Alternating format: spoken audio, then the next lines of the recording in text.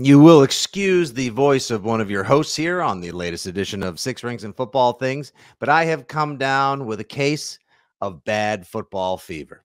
And unfortunately, it is running rampant throughout the NFL, but most especially the hotbed, the hot zone of it all happens to be right here in Patriots Nation in New England, the 5.5 states that count most because, of course, everyone knows the heck with Southern Connecticut. Am I right? Am I right?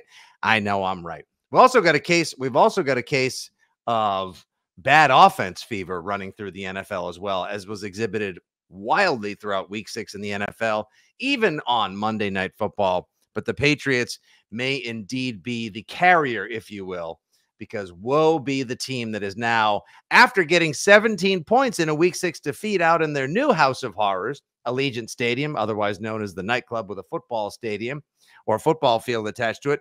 By scoring 17 points, Andy, the New England Patriots have raised their points per game average on the season to 12. Yes, it's the latest Six Rings in Football thing.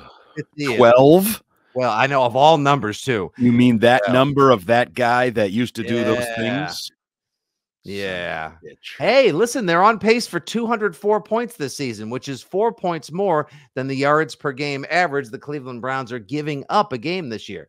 That means also absolutely like 3 games for the Dolphins. Jeez. Latest Six Rings and Football things. We'll try to be the greatest, but it's definitely the latest. Fitzy, Hart, producer Justin Turpin here behind the controls. A little two-legger here. We'll do our usual aftermath as we grade the offense, the defense, the special teams, the coach, and the quarterback following their second defeat in Las Vegas against within 1 calendar year's time. And then in the second half, we're going to play a little game called Cut, Keep, or Cash In. Because now I had an alternate name that you wouldn't let me use. No, yes, because of course we want to try to keep this sponsor friendly, and we thank our friends at the FanDuel Sportsbook. FanDuel, make every moment more.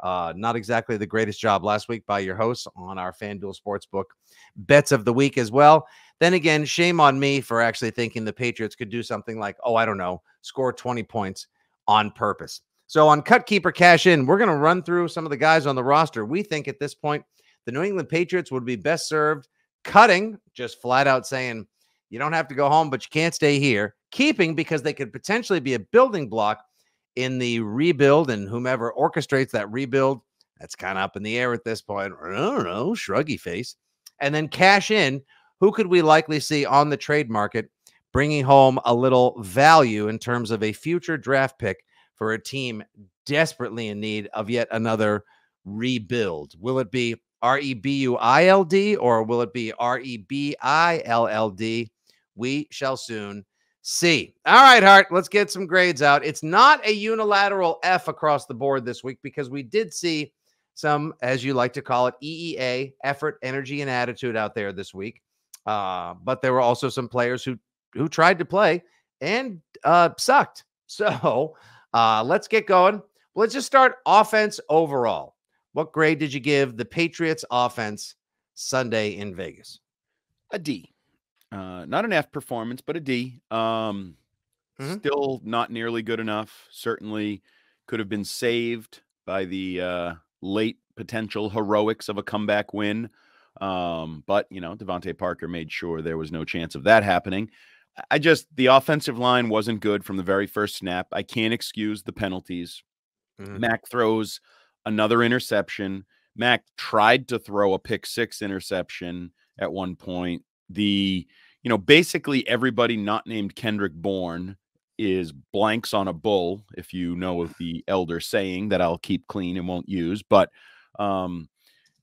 there was some inconsistencies in the run game. The scoring drive was nice in the third quarter. Great to see them break that 40 drive streak and get in the end zone. Great to see Zeke plow it in. And we know that was his MO coming in. That was the hope that he was going to be a short yardage goal line back and plow it in. Did that out of the Wildcat. Not sure we were necessarily planning to do that. But just not good enough. Not even average. A below average offensive day. You only got 17 points. And then when you look at some of the details, the ineptitude of the receivers, the ineptitude of the offensive line, D. Yeah, I gave him a D plus, actually. Ooh, positive. Because there were things that almost happened, but because they didn't execute, I mean, we're at that point now. And you know who else did that? I was I can't make fun of you. You know who else did that? Bill who? Belichick. We had a big play called back like, holy crap, that's the freaking bad news Bears. We did hit 3 foul balls or whatever the hell. Like, that's what we're resorting to now is Yeah. talk Well, we almost hit a home run. Yeah, but it was foul. That's the thing. You like, so see, it doesn't didn't count. go fair. So like, yeah. hey, long strike, just a long strike, get him on the net. Like, what are we doing here? What are we're excusing? Like we are basically realigning our expectations to that of a mediocre to bad football team. Like, oh my God. Hey, like Sunday when I was at the stadium for the season ticket member away game viewing party, when the Patriots finally got on the board, it was like the biggest Bronx cheer from 2,000 people. And I just thought, oh my God, we're now at this point where it's like, yay, we ended an 8-quarter scoreless streak. FML. Seriously. And then, and then there was actual joy in the room when Zeke scored the touchdown on the screen. But of course, it had to come back because Hunter Henry and that hold right there. Yeah, you could have had a C or a C plus even if that touchdown had counted. And who knows what kind of effect that would have on the game. But this team, as we say in every damn podcast, is not good enough to overcome their mistakes. So if it's a hold here, if it's a botch snap there, if it's a drop over here, if it's a Vidarian low over there, and yes, I will call him out by name, might be a nice person. I wish him and his family all the best on their multiple journeys around the sun. But holy smokes, that guy stinks at playing tackle in the NFL. XFL. Exact. You know what? That's going to be a new segment on the show. We wish you well in the XFL. We wish you well in the XFL. Because he's just not good enough for the NFL. It's left us, I mean, we're in NFL watching this team right now try to perform. It is brutal watching this team try to score the ball, matriculating their way down the field, and then, as we like to call it, death by 1,000 paper cuts, the hen peck, whatever. And then when they try to make a big play, a big strike, you've got a receiver who drops an easy 50-yarder and then doesn't even take ownership of his mistake, which I find to be far more vexing than the drop itself. All right, let's flip it to the other side. Defense. What grade? C. Probably my most positive grade in a while. You force a turnover.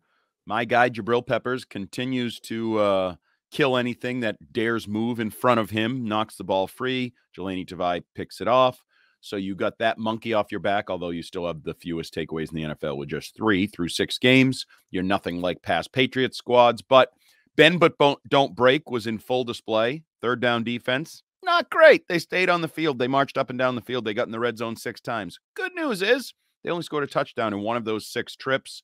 So I give them credit for that. I give them credit for, they're still piecing it together. Matthew Judon's on IR, so Keon White's going to step up. That's what Gerard Mayo said. Oh, Keon White leaves with a head injury like 8 snaps into the game. Yep. Anthony Jennings has stepped up and played well in recent weeks, seeing his playing time go up to a career high this week in Vegas. In the secondary, I don't want to gloss over the fact that, Jimmy Garoppolo moved easily on you and at times, and Brian Hoyer kind of picked you apart at times. But you are out there with Sean Wade and some of these guys. So they're putting up the fight. I actually thought Jonathan Jones struggled a little bit. He was banged up again and just chasing. And that guy, Turner, the quick guy, Jonathan Jones really fast. And the little receiver was even faster for the Raiders. But on the totality, Tavai, I thought, other than that really stupid, unnecessary roughness, was a gamer making plays. Yeah. I like just to see the effort. Yes. I'd just like to see guys out there that care. Yeah. They were an average defense as well. Undermanned. Yes. More injury riddled than we thought they would have possibly been just a third of the way through the season. Yes. They did their best, but their best just once again was not good enough. But again, when you look at this team and you look at where they are and you look at why, you're not about to say, I don't imagine anyone would dare accuse the defense of being the reason why the New England Patriots are 1-5 at this point in the season. If you could flip the script, if this were two-way football and, your defensive guys were playing offense and you were just getting this same type of performance, effort, but they're not that good, but they compete, they try to overcome, they make some plays, like this would be a much better football team if you could get even the new post Gonzalez, post Judon level of play from the offense, but you don't even come close to that. So the C defense, though, give them credit. Gerard Mayo, Steve Belichick, the players, I think they still try to fight the good fight. They do. And sadly, it's just not enough. I mean, if we've gotten to a point where the New England Patriots, who are without their best cornerback and their best defensive lineman, basically their two best players on the team, have to try to pitch a shutout every week, whether on the road or at home. And what a challenge they'll have this week against a Bills team that got embarrassed in victory on a national stage on Sunday Night Football. And you know the Bills are going to want to come here backed by their fans and deliver the ultimate and final death blow to the season. Whew, man. And it ain't going to be pretty hard. It hasn't been pretty up to this point. It sure isn't going to get any prettier anytime soon. I gave him a C+ just because I want, coach was feeling a little generous. Freeze pops for everybody. Ooh, special teams. I know. Hey, well, I mean, that's what we try to do. That's the Dad Lasso approach at this point. I'm trying to encourage somebody to deliver a decent performance out here. Damn it. It's a long season. We still have months of this to come. All right. Special teams. I was trying to pick my brain, and this seemed like a very average performance. There was nothing that really stood out. There was one thing I did too. Now there was one thing that stood out to me, and that was the penalty that gave the Raiders the ball back on the first drive. Jimmy moves the ball down the field easily. Yep. Defense puts up a stand. Then there's the penalty, gives the ball back to the Raiders. Then the Raiders can't do much with it. Ultimately, it ends up in a field goal. But that mistake could have cost them the difference between 3 and 7. And there is no margin for error as far as that goes. Okay. Yeah, that's fair. But yeah, I went C because an average grade. You didn't really have the shanks, the misses, the snaps, those other issues we've dealt with. Behringer was fine. Yeah. So very blah C. All right, let's move on to the two ultimate specifics themselves. Let's go to your quarterback, Michael McCorkle, Mac Jones. So I went C-. Cheat sheet city, same here. Under pressure, he's just battling. He's not helping. It's sort of the same old story. That penalty late in the game in the red zone is on him. The illegal formation where he didn't wait for the shifts and things like that. Certainly threw the pick, tried to throw another pick, made some decent throws. We know the whole story, blah, blah, blah. He's not working with a lot right now at receiver. And even the receiver group is changing week to week, sort of like the line changes week to week, although the end result is the same. Now he found his guy in Bourne, 10 of 11 targets turned into receptions, not for a ton of yardage and not for big points or anything. But again, the game on the line, I thought he made a really good throw, and there's nothing he can do about it. My husband cannot throw the ball and catch it too. So that's what Malik Cunningham could very well, or at least we thought he may have been doing in this game, but we saw nary to very little of him as well. Did not even factor into the equation such that we would have had to have called it quarterbacks as opposed to Mac Jones. I mean, that his involvement in the game was nominal, if you will, at best. Mac at one point takes a sack. He had, I think, Andrew Callahan timed it out. He had 3.9 seconds earlier on a sack in the first half. At the end of the game, 3rd and 15, when Max Crosby does to Vidarian Lowe and Mike Gesicki what Max Crosby would do to two people that don't have any business out there trying to block him, Max still has enough time to get rid of the ball. Take Ramondre underneath, get your 6 yards, and live to see 4th and 9. Don't be looking for another shot, because on your shot play, your damn 50-50 receiver who says it's 80-20 on the outside blew it. So, yeah, Mac definitely redeemed himself with that pass. It was a beautiful pass, but still, once again, just like every other position and every other player, not good enough. And finally, coaching, and in specifics, the offensive coordinator and ultimately the head coach, William Belichick. D-. I thought they were bad once again. I don't understand the roster management of the quarterback position. I have no idea why Malik Cunningham was the backup, and therefore you could not actually pull Mac, who's supposedly on a short leash, but was on the field for all but 3 snaps. That play he made sprinting to the sideline, and then the bad throw to Hunter Henry for the interception, horrific. But you couldn't pull him. Malik Cunningham is not ready to run an offense for 30 minutes of football or however many drives. He's been taking QB snaps for a week. I almost wonder if they didn't know the rule, if they screwed up a rule again. They've done that in the past with IR. Don't tell me you couldn't find a roster spot to have Bailey Zappi and Malik Cunningham active. You could. Marty Mapu didn't play a single snap on defense. He played some on special teams, but why did that happen? What the hell? How was that part of the game plan? That somebody who you take in the 3rd round, who has slot corner, free safety, strong safety, tank linebacker versatility, is not even out there? You can't use his speed and power. Is he just behind the curve?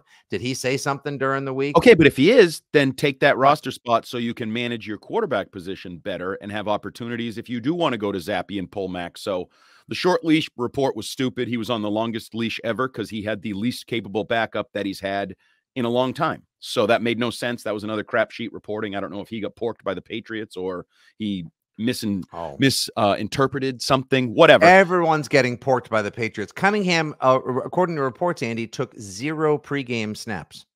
Like he only worked out at receiver. So he's not a quarterback. Bill O'Brien told us Tuesday he's been taking only wide receiver snaps, except when he played Taysom Hill for the scout team. And when you're on the scout team, you just look at a card and do what the card in front of you says, like you're a freaking flag football team in the 3rd grade.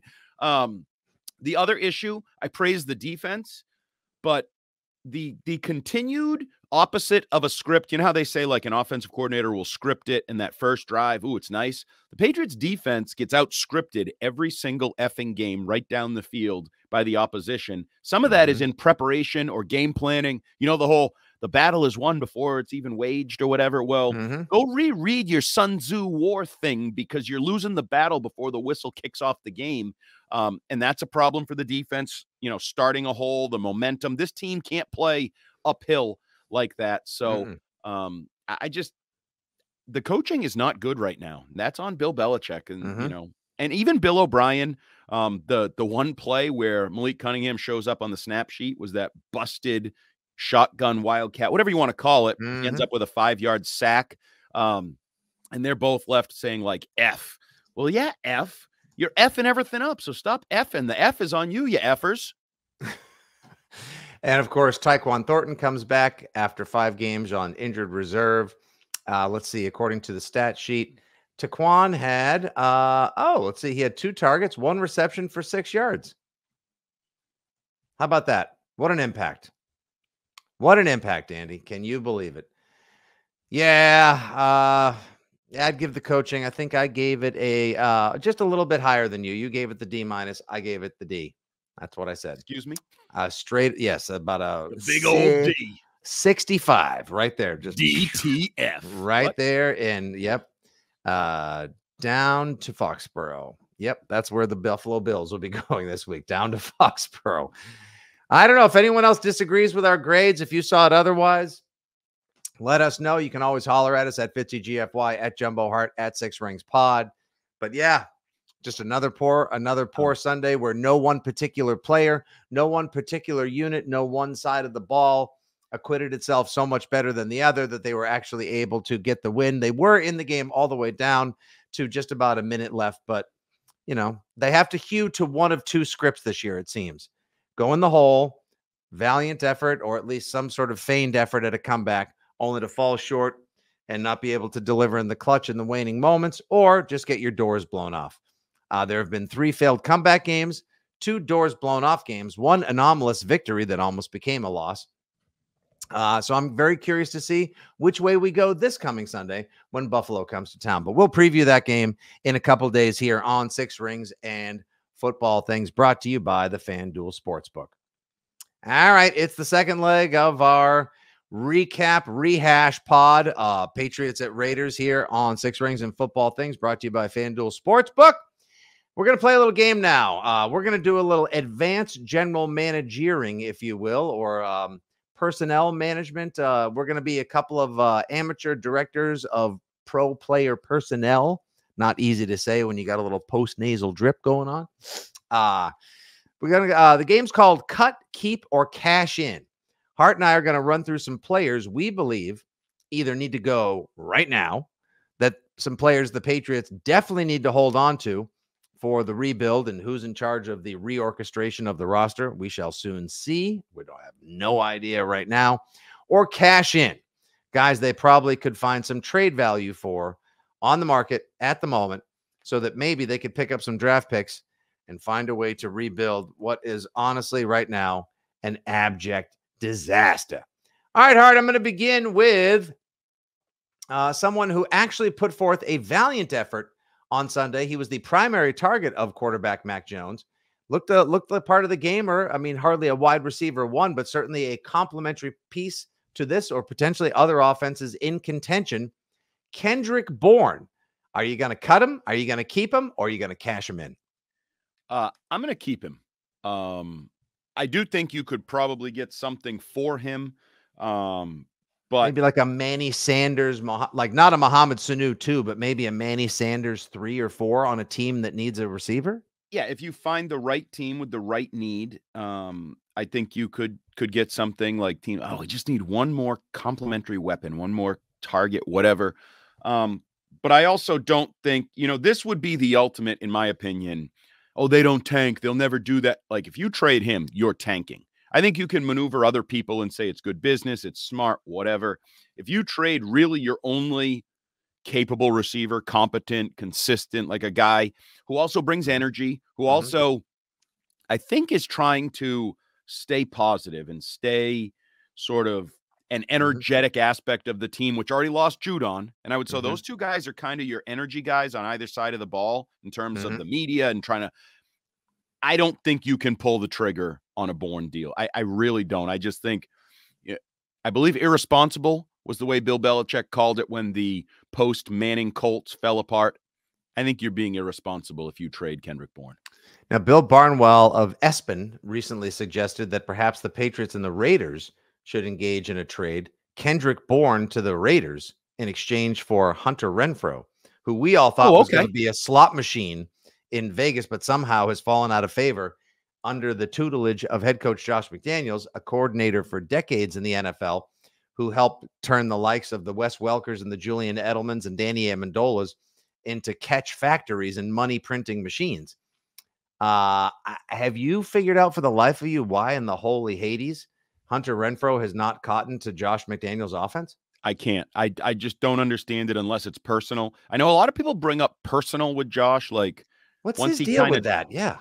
I don't know. And I don't know if it's true, but it almost feels personal because that's a guy that they gave the contract to. I think we all thought, oh, there's your Welker. There's your 100-catch guy. He's going to love it. Yeah. Josh will love him. And this goes back even to Clemson, future Patriots receiver and that whole thing.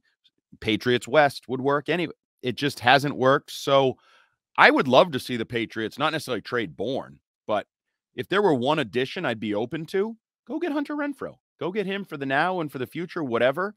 I'd listen to that. I do. The Bill Barnwell thing's interesting. He's been trying to trade Kendrick Bourne since like the spring. I don't really know. Yeah. And I said it was stupid at the time because you don't have any receivers. I think it's kind of stupid now if you're still trying to compete on any level. So I don't know what the deal is with Barnwell trying to trade Bourne. I think it's because he believes Kendrick Bourne has value and talent, and he would be best served being on a contender as opposed to a team that's not even a pretender at this point. That's true. In the Patriots. Yeah, he should be a high-priced Jabbar Gaffney. When Jabbar Gaffney was like the role player, but would always have like this clutch third down catch or this clutch touchdown. He should be on like trying to think of Cowboys maybe. Like if you put him on the Cowboys as a role player, or how about the Saints? The Saints desperately need like a third wide receiver. Sure, Saints maybe the Lions have Amon-Ra St. Brown.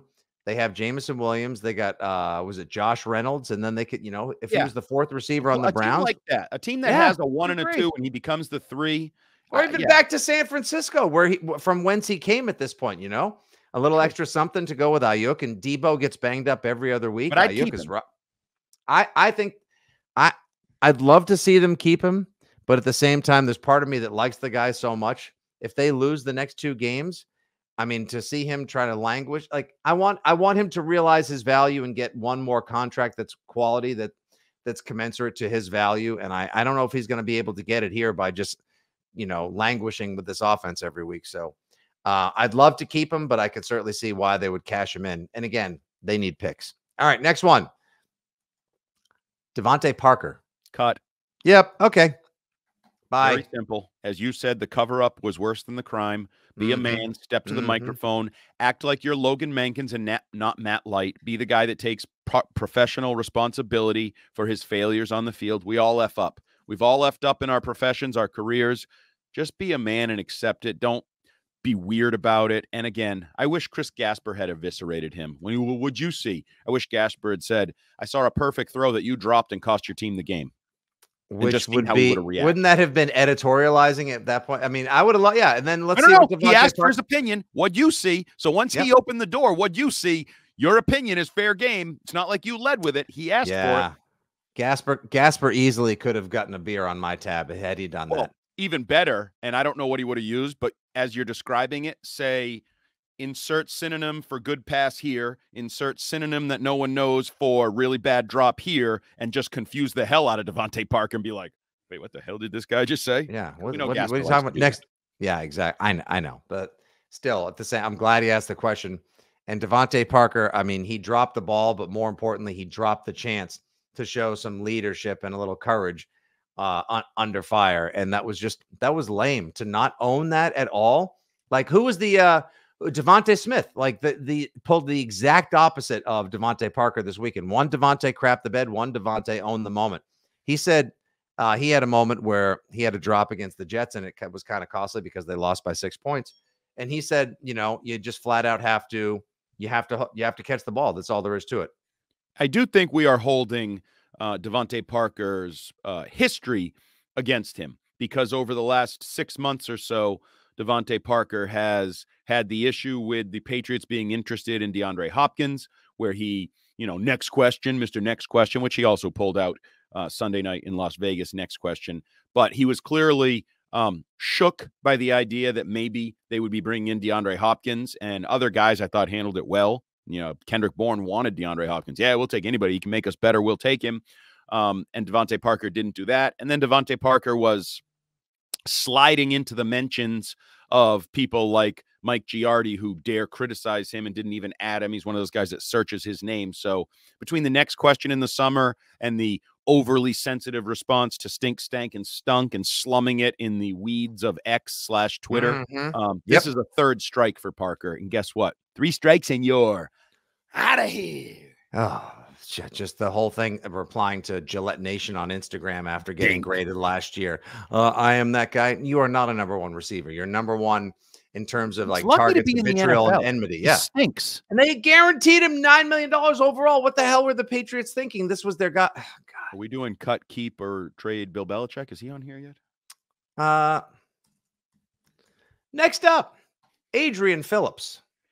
I would cash in if I could. I don't know if you can get anything. I don't know if he's lost a step, and that's well known throughout the league. He's lost a role. He barely plays on defense anymore for the Patriots. He's kind of a core special teamer now. I think he had like 1 less snap than the Chris Board, Matthew Slater, Brendan Schooler grouping. He's basically a core special teamer above all else, which is kind of how he started his career and made his name in the NFL. But yeah, almost for him, I'd like to see him go somewhere and get a shot. But he's also not really contributing much. So if you could get something for him, get it. There's got to be a team out there, though, that could use a veteran safety like a Cincinnati, who lost their 2 starting safeties in the offseason to free agency. Maybe they could find a role for him just to sort of steady the back end of the defense. Their rush defense also has kind of fallen off this year as well. So a guy like Phillips, who kind of does a little bit of everything well, yes, maybe has lost a step, isn't the guy he used to be. But I would definitely give him a chance to go experience some success elsewhere as well, and see if you could pick up a mid to late round draft pick for a team who, once again, as we'll say time and again, needs them all so they can draft special teamers, gunners, long snappers, and kickers. Well, we got ahead of ourselves here, and that's where I want to go. We should have gotten this out of the way before we actually started talking about. Oh, we got a mid-segment disclaimer. Everybody loves those. Who's making these decisions? Like, the first decision that's what I said. These decisions. Like, Robert Kraft and Jonathan Kraft need to have a Kraft-only meeting. You know how there's players-only meetings? Kraft-only meeting. If your name ain't Kraft, get out the room. Only owners in the building. Okay. Decide, like, what are we doing here? Are we allowing Matt Groh and Bill Belichick both to make decisions over the next 2 weeks? Are we? Does Bill have final say? Does Matt Groh have final say? Does neither of them have final say? Like, how are you handling these decisions that we're playing GM? who are you actually going to allow to be GM? Is it somebody else? Or do you have your eye on somebody lower on the depth chart that you think could be moving on? I don't know, but are you allowing Bill Belichick to make these decisions, which then would also involve the next decisions? Because these decisions, a lot of these guys are contract year guys. If you wanted to sign them, you probably shouldn't trade them now. But do you want Bill making that decision? The draft picks you're getting, is Bill making those picks come next April, or somebody like needs to be some craft decisions here before any other decisions can be made? I really think that is not just the $1 million question. It is quite literally the $1 billion question. What are you going to do? Who's making these calls? Because if you believe that this is the last year for Bill Belichick, why should he be making massive personnel decisions like this? I mean, does Bill Belichick continue coaching this team if he gets cut out of the personnel decisions at the middle of the season? I doubt it. I doubt it. I don't. Would he punt at that point and just be like, "I'm good. I may as well hand in the napkin and Sharpie now." Like, what? See you at Nantucket. God, it is such a mess. And Fourier keeps saying on the radio to us when he calls into the postgame show and more, "Hey, you think it's messy now? Wait, it's gonna get worse." It's absolutely gonna. The whispers. I keep talking about it. You're a dysfunctional football team right now. You will be a dysfunctional soap opera soon. If the losing continues and it goes the way it's trended, you will be a soap opera soon. I don't even know how we could possibly discuss orchestrating a turnaround or really making a positive out of this season. I don't even know. I've been asking you for weeks, who's the helper? Who's the bright light? Who's the one person that can lead us out of the darkness? Who's the one person that can even just deliver joy or highlights and make Sundays worth watching? Well, I'm going to go back to it. I think the answer to that question, or the most legitimate potential answer, is Gerard Mayo. Like, all we hear about is this guy is special in terms of leadership. He's been in the boardroom. He's been in the huddle. He's been in the coach's room. Like, if he is truly a leader of men, is he the option to somehow, some way figure this out, be the centerpiece of at least stability over the second half of the season, to avoid the soap opera that I'm talking about, to avoid the utter embarrassment of a tailspin where you win one? I mean, there's plenty of fans that are rightfully questioning, and we've talked about this, are they ever going to win again? Like, where's the wins come from? If you don't win, I don't know. Yeah, and if Belichick either walked away or was told, okay, listen, we're going to make some decisions, and he's like, I'm good, or just let me know and give me a big fat check and we'll say adios, which would just be an absolute stunner of epic proportions. Do they give it to O'Brien for the remainder of the season? Do they name Gerard Mayo coach amidst the turmoil? Call him. Can I throw a name out there? God, man, I didn't expect this segment to take this kind of turn, but go ahead. Okay, this is playing radio. I fully admit it. Playing podcast. That's what we do. We play radio and podcast. It's portable radio. Go ahead. I believe the two most swiftly anointed leaders of the Belichick era in New England are Gerard Mayo, who is now on the staff as a defensive coach, and who the owner has said, we think he's going to be a head coach. We hope it's here. The other, who was anointed captain, I also believe in his second season, much like Gerard Mayo, and had a decade-plus career, who now has made himself, in my opinion, the swiftest transition to the media through both honesty and intelligence. In an NFL where the best all-around roster, maybe at least one of the top two best all-around rosters, was built by a media TV ex-safety, Hall of Fame caliber safety in San Francisco. His name is John Lynch. Would you ever consider Gerard Mayo taking a front office role to run the New England Patriots? He has shown he can work in state houses and locker rooms with coaches and players and businessmen. He has shown on TV, like, there is no better packaged candidate in my mind to fill almost any job. If you said, I have a job I need done that involves leading men and finding a way, I think Devin McCourty could do it. Would you ever consider a pairing of Devin McCourty and Gerard Mayo running the New England Patriots? I think it would be absolutely freaking awesome. By the way, I literally just came up with that on the fly. I think that might be your bet. Like, for the first time all season, I got a glimmer of hope. Like, I saw, like, the sun rose. Like I always like to say, like, I saw a pinhole of light in the pile of rubble at the end of the cave. Like, there was water dripped from the faucet for the first time. Like I saw like a leaf come forth in the garden. Yeah, I think that would be outstanding. I I mean, think it may blow up and fail, but you'd go into it with hopeful optimism, and even not that this matters. they've learned so much from Bill, but they'd still be their own men. And we've seen that from Devin. He's not afraid to criticize. He's his own man, and I love that. He admits his shortcomings. Like, I like so much about him. And in a world, in an NFL where they are looking to promote capable candidates, African Americans, minorities, whatever it may be, I think Robert Kraft would love the idea that my young head coach is a black man who came through my organization, my young personnel executive. I'm not even saying Devin is the GM. Just be the front. He doesn't even have to like be the, you know what? Be the front man of the organization. Be the guy that gets out there, goes to the events, be involved in some scouting, take some trips, etc. Now he has moved back to New Jersey so he can be closer to New York City, and that's where he's from because he went to Rutgers and everything. So would he and the family relocate back to Foxborough if he were offered something like this? If you offered him to become the president of the New England Patriots? Yeah, it'd probably be kind of worth it. Plus, the other thing is he's due for an appearance, by the way. Let's get him on here and ask him that question. Sure, anytime. Yeah. The other thing I would say is we all think we're not sure how this is ending with Bill Belichick. Could you bump him into a consultant role, even if it's just a figurehead role for Gerard Mayo and Devin McCourty? And it's another billion-dollar question because those are two guys he respects and loves, and he Mm-hmm. might not answer to Matt Groh. Groomed. No, he might not answer to whatever. But would he have an open phone line to Nantucket for Devin McCourty and Gerard Mayo? I would think so. Because unless he wants to continue coaching, it would also help him keep his Belichickian boys in Foxborough because Steve Belichick could put his boys. They would likely stick around, and it would put a little luster back on his name if Belichick's guys come in. It's just like, guys, I obviously took on too much at the end, but look what my guys who I groomed. The succession plan is in place. We've got the younger Belichicks, the Mayos, the McCourtys. This is the master plan brought to you as only can be done by the Six Rings and Football Things pod. Well done, Hart. All right, let's race through the last couple names real quick just because I promised the people we would do it. And I want to. All right. I got three more for you. Mike Onwenu. Cash in. I got cash in. Probably cash in. They're not gonna pay him $15 million this offseason per season. Yeah. Even if he's had a bad year, been injured, and isn't necessarily worth what he may have been 6 months ago, I'd say at this point now, you drafted So and Mafi, put him in. You started him last week, and look how that turned out. Mm-hmm. Oh, wait. I'm being told it didn't go great. It didn't go. No. This breaking news. It did not go well. Jalen Mills.